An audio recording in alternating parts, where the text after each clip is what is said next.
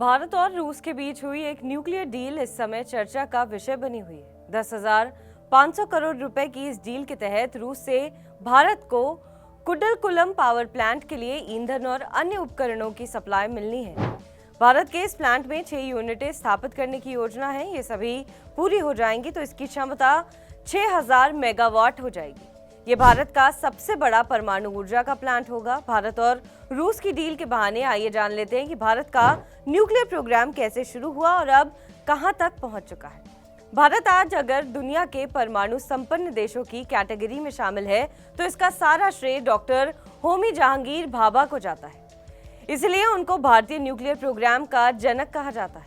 ये उस दौर की बात है जब प्रधानमंत्री पंडित जवाहरलाल नेहरू के कंधों पर देश का भार था। डॉक्टर भाभा ने उनको किसी तरह राजी किया था कि देश में न्यूक्लियर प्रोग्राम शुरू करना चाहिए। इसके बाद अप्रैल 1948 में संसद से एटॉमिक एनर्जी एक्ट पास हुआ। डॉक्टर भाभा को भारत के न्यूक्लियर प्रोग्राम का निदेशक बनाया गया।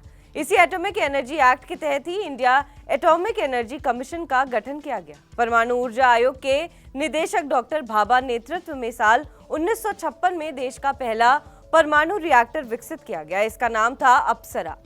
पंडित जवाहरलाल नेहरू के बाद देश के प्रधानमंत्री लाल बहादुर शास्त्री बने। वो परमाणु हथियारों के खिलाफ थे। हालांकि ऊर्जा की जरूरतों को पूरा करने के लिए उन्हें किसी तरह से परमाणु ईंधन का इस्तेमाल करने के लिए तैयार किया गया था। साल 1969 के अक्टूबर में भारत परमाणु ऊर्जा से बिजली बनाने लगा।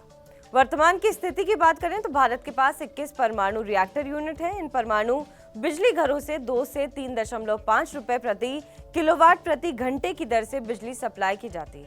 ये भी जानने लायक है कि तारापुरा से मिलने वाली बिजली की लागत 1 रुपए प्रति किलोवाट प्रति घंटा, कुडलकुलम की यूनिट 1 और 2 के लिए लगभग 4 रुपए प्रति किलोवाट प्रति घंटे है।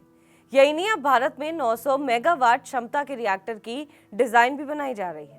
भाभा परमाणु अनुसंधान केंद्र ने इसके 300 मेगावाट के एक रिएक्टर की डिजाइन तैयार भी कर ली है, जिसमें ईंधन के रूप में थोरियम का इस्तेमाल किया जाएगा। भारत न्यूक्लियर एनर्जी का इस्तेमाल केवल बिजली की जरूरतों को पूरा करने के लिए नहीं करता है, बल्कि आज ये परमाणु बम से लैस देशों की कतार में भी खड़ा है।